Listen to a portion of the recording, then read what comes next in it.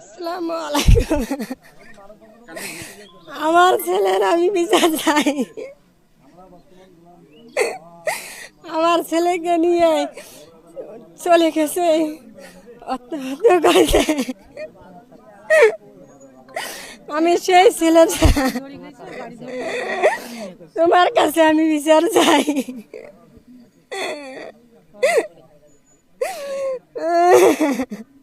প্রশাসনের দৃষ্টি আকর্ষণ করতেছি,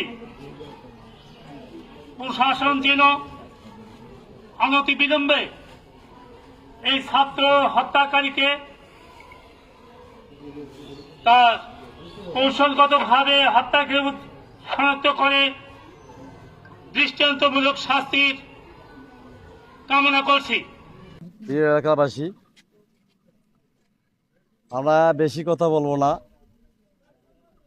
আমাদের জলঢাকা থানার পুলিশ কর্মকর্তা এবং পুলিশ ভাইদের কাছে বলতে চাই, টিওনো থেকে শুরু করে ওসি, সার্কেল, ডিসিএসপি মহোদয়কে আমি বলতে চাই যে আপনারা যেহেতু প্রতিশ্রুতি দিয়ে গেছেন এই ছেলের বিষয়, যে আমরা অবশ্যই তাকে খুনিকে আমরা বাইর করবই। আমাদেরকে আমি একটি কথা বলতে চাই যে আপনারা বিশেষ আপনার যত শক্তি প্রয়োগ করে লাগে আমাদের জলঢাকা থানায় অন্তত বহুত কিছু ভ্যান নামে বহুত কিছু মানুষকে চুরি করে হত্যা করেছে, কেউ কারোর কাছে আমরা বিচার পাই নাই। অর্থাৎ আপনার বিশেষ যতটুকু আপনার শক্তি প্রয়োগ করিয়া আপনার ওসি মহোদয়, ডিসি, এসপি, মন্ত্রী যারা আছেন এই ডিপার্টমেন্টে, আপনারা অতি তাদের শিগগিরই আপনার ঘটনা হয়েছে এই বিচারটা আপনার এই আসামিকে ধরার জন্য আপনাকে 24 ঘন্টা আলটিমেটাম দেওয়া হলো।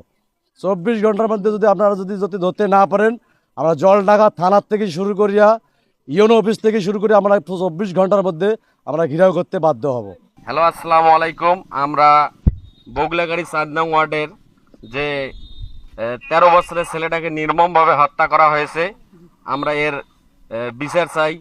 এর জন্য আমরা সারা বাংলাদেশে এই দাবিটা জানাচ্ছি।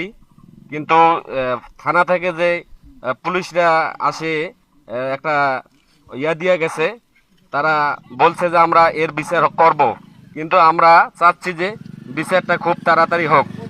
তার কারণ এরকম যদি বাংলাদেশে হতেই থাকে তাহলে আমরা গরিব মানুষ কিভাবে ইনকাম করব? আমাদের কোথায় দাঁড়িয়ে আমরা কি করব না করব এটা আমরা অনেক দুঃখিত।